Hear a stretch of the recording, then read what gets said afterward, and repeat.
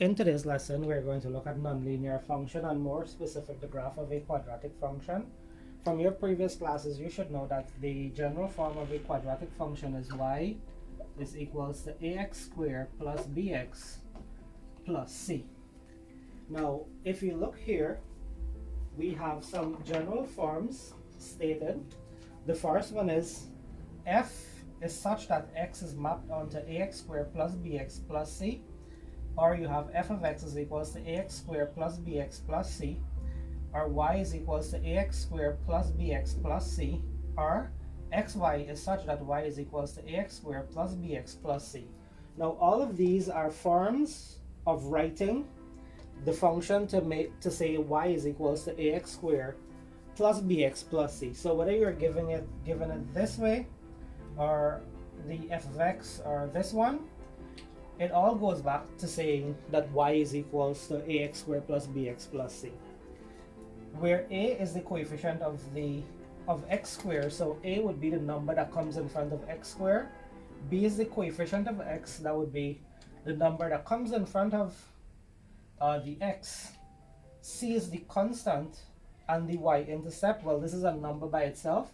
And if you can remember from my last lesson, we said that the y-intercept is the point where the curve cuts the y-axis, and then you have x and y. X is the independent variable which is given, and that is the domain, and y is a dependent variable, and this is the range. It's dependent because based on whatever x we substitute into our function, it gives us a corresponding y value.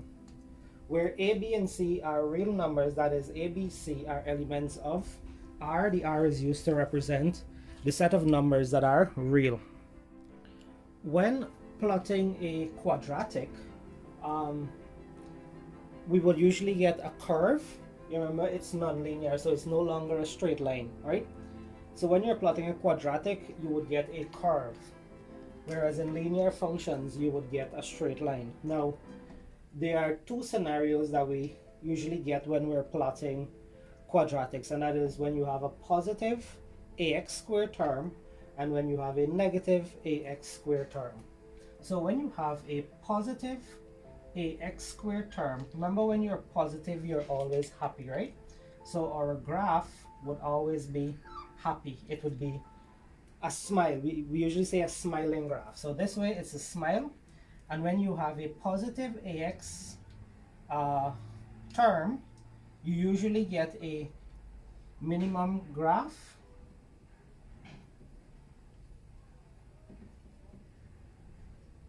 Yeah, this is a minimum graph, and the point here is what we would call our minimum point. So when it's a positive ax, we usually get a smile, and the smile is a minimum graph, and you have the minimum point, which is the lowest point on the curve, right?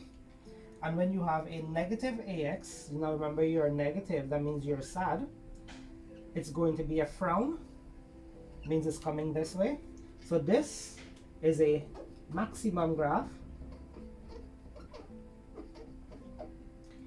or we say a minimum curve and a maximum curve, not graph, sorry. So it's a minimum curve and a maximum curve. So at this point, the highest point in the graph becomes our maximum point. So this is one thing you should know from the inception. So if you're going to plot a quadratic function that has a positive ax, you already know that your graph must resemble something like this. It's a minimum curve and it must have a minimum point. Or if you're going to plot if you're going to use a function with a negative ax squared term, know that the graph would be a maximum one, and this is how it should look. So we're now going into the examples. I'm going to work two examples, one of each with a positive and a negative, for you to see what the graph would look like. Let's look at our first example. So draw the graph of the quadratic. F is such that x is mapped out to x squared plus 2x minus 3 for the domain. X is greater than or equals to -5 and x is less than or equals to 3. So the first thing we have to look at is our function. So our function is y is equals to x squared plus 2x minus 3, and the domain we are working with is x is greater than or equals to -5 and less than or equals to +3. So greater than -5, that's going to be -5, -4, -3, -2, -1, 0, 1, 2, 3, and that's where we stop. So what we do now is that we drop our table. So let me get some, sorry. So up here we're going to put our x values, and that's going to be -5, -4, -3, -2, -1, 0, 1, 2, and 3. So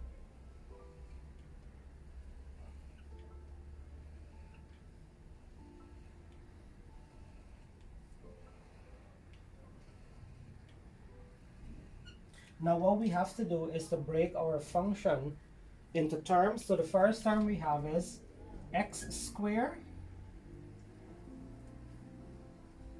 The second term we have is 2x.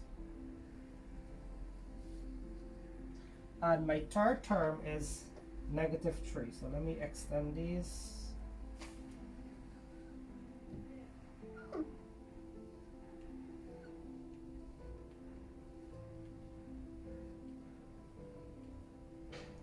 All right, so here is where my y values are going to come. So this becomes f is such that x is mapped onto x squared plus 2x minus 3. So to the bottom here is where we're going to have our y values. So let's start. So wherever x is, we have to substitute the values up here, right? So this one becomes -5 squared. Here is -4 squared, -3 squared, -2 squared, -1 squared, 0 squared, 1 squared, 2 squared, and 3 squared. -5 squared is going to give me 25, -4 squared is going to give me 16, -3 squared is going to give me 9, -2 squared is going to give me 4, -1 squared is going to give me 1, 0 squared is 0, 1 squared is 1, 2 squared is 4, and 3 squared is 9. Now these are the values we get after we plug in our x values there. Now we come to this term, which is 2x. So wherever x is, we have to again put in our x values. Is going to be 2 times -5, 2 times -4, 2 times -3, 2 times -2, 2 times -1, 2 times 0, 2 times 1, 2 times 2, and 2 times 3. So 2 times -5 is going to give me -10. 2 times -4 is going to give me -8. 2 times -3 is -6. 2 times -2, it's -4. 2 times -1, it's -2. 2 times 0 is 0. 2 ones, 2. 2 twos, 4. 2 threes, 6.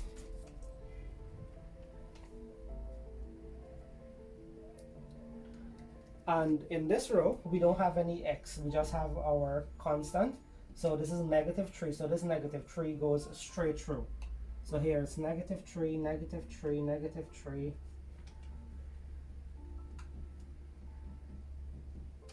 Now what happens is that, remember, these are the answers after putting in our x value. So what we have to do now is to work with our blue numbers to get the y value, the corresponding y value. So we have 25 minus 10 minus 3, and that's going to give me, let me use this, that's going to give me 12. 16 minus 8 minus 3, that's going to give me 5. Then you have 9 minus 6 minus 3, that's going to give me 0. Then you have 4 minus 4 minus 3, that's going to give me negative 3. 1 minus 2 minus 3, this is going to give me negative 4. 0 plus 0 minus 3 is going to give me negative 3. 1 plus 2 minus 3 is going to give me 0. 4 plus 4 minus 3 is going to give me 5. And 9 plus 6 minus 3 is going to give me 12. Now, since that we have our y values at the bottom here, we're going to take our x and our y and we're going to make the points. So the points we have is negative 5, 12, negative 4, 5, negative 3, 0, negative 2, negative 3, negative 1, negative 4, 0, negative 3, 1, 0, 2, 5, and 3, 12. So using these points, we're now going to sketch our curve to see what it would look like. All right, we have our points at the top and then we have our Cartesian plane here. This is just going to be a sketch because I don't have a graph board, and due to limited space it might be a bit crowded, but I'm going to insert an image of what the solution looks like. So when you're going to use your graph paper to plot it, you're going to reference the image that I'm going to put in and correspond it with what you're doing in your graph book. So our first point is negative 5, 12. So you look for negative 5 and positive 12, you go up. So let's say our first point would be somewhere there. You have negative 4, 5. So let's average somewhere here. Then you have negative 3, 0, which is on this point. This should come out a little bit more. Negative 2, negative 3, it's going to be, let's say, somewhere here. Negative 1, negative 4, let's say somewhere there. 0, negative 3, there. 1, 0, that would be on this line. 2, 5, that's going to be somewhere here. And 3, 12, let's say somewhere here. So now what we have to do is to connect our points to get the curve. So you don't use a ruler, you try to draw. So connecting them.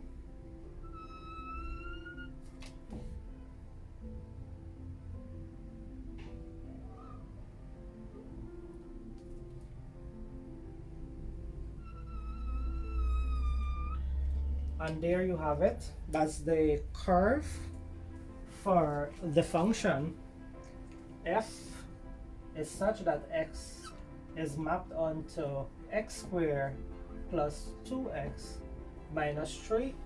If you notice that our x squared term was positive, hence if it's positive it would be a smile, and our curve looks like a smile. So this is a minimum curve, and the lowest point, which is negative 1, negative 4, this point here would be our minimum point. In another lesson in the future, we're going to look at maximum and minimum points. This is what a graph would look like on graph paper. Here's our second example. Draw the graph of the quadratic function f is such that x is mapped onto negative x squared minus 2x plus 3 for the domain x is greater than or equals to negative 5 and x is less than or equals to 3. So our function is y is equals to negative x squared minus 2x plus 3, and the domain is x is greater than or equals to negative 5 and x is less than or equals to 3. That is going to be negative 5, negative 4, negative 3, negative 2, negative 1, 0, 1, 2, 3. Now I already dropped the table. You could remember how to do this from the first example. So we split our function. The first one is negative x squared, then you have minus 2x, and then you have plus 3, and then the bottom line is going to give me the y values. So wherever x is, we're going to substitute these values. So let's start. So you have, this is negative x now. So it's going to be negative 5 all squared, negative 4 all squared, negative 3 all squared, negative 2 all squared, negative 1 all squared, negative 0 all squared, negative 1 all squared, negative 2 all squared, and negative 3 all squared. Remember, the x is negative, so we put a negative outside. The x is whatever number is here. The number here was negative 5, and then we square it. So this is going to give me negative 5 squared is positive 25 with the negative outside. That turns negative 25. Here it's positive 16 with the negative outside, it becomes negative 16. Positive 9 with the negative outside, it becomes negative 9. Positive 4 with the negative outside becomes negative 4. Positive 1 with the negative outside becomes negative 1. This is 0. 1 with the negative outside, it's negative 1. This is 4, 2 is 4 with the negative outside, negative 4. And 3 is 9 with the negative outside, it becomes negative 9. In this line, wherever x is, again, we have to substitute our value. So we have negative 2 times negative 5, negative 2 times negative 4, negative 2 times negative 3, negative 2 times negative 2, negative 2 times negative 1, negative 2 times 0, negative 2 times 1, negative 2 times 2, and negative 2 times 3. So here you have negative 2 times negative 5. That's going to give me a positive 10. Negative 2 times negative 4, that's going to give me a positive 8. Negative 2 times negative 3, that's going to give me a positive 6. Negative 2 times negative 2 is a positive 4. Negative 2 times negative 1 is positive 2. Negative 2 times 0 is 0. Negative 2 times 1, it's negative 2. Negative 2 times 2, it's negative 4. And negative 2 times 3, it's going to be negative 6. Now, in this row, we don't have any x, so we're just going to put plus 3 straight through. So plus 3, plus 3, plus 3.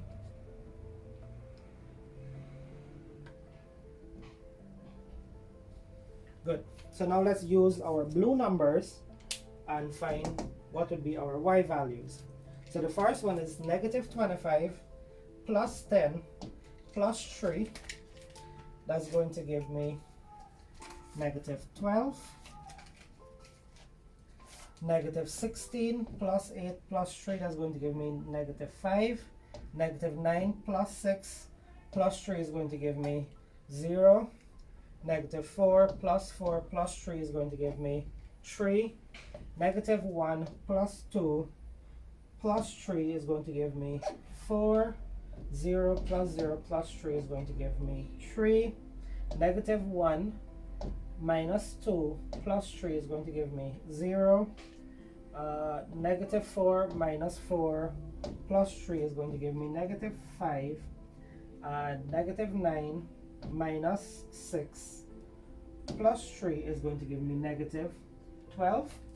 So using the x values and our y values, we could take out the points. So the first one is negative 5, negative 12, negative 4, negative 5, negative 3, 0, negative 2, 3, negative 1, 4, 0, 3, 1, 0, 2, negative 5, and 3, negative 12. Now using these points at the bottom, let's go and sketch the curve. So we have the points there. So let's sketch this graph. So the first point is negative 5, negative 12. So negative 5, negative 12, let's say somewhere here. Then we have negative 4, negative 5, which should be somewhere here. Then we have negative 3, 0, which is on the line. Then negative 2, positive 3, somewhere there. Negative 1, positive 4, somewhere there. Then positive 1, no, sorry, then 0, 3, which should be here. Then we have 1, 0. Then we have 2, negative 5. Then we have 3, negative 12. So let's just connect the points. Again, no ruler.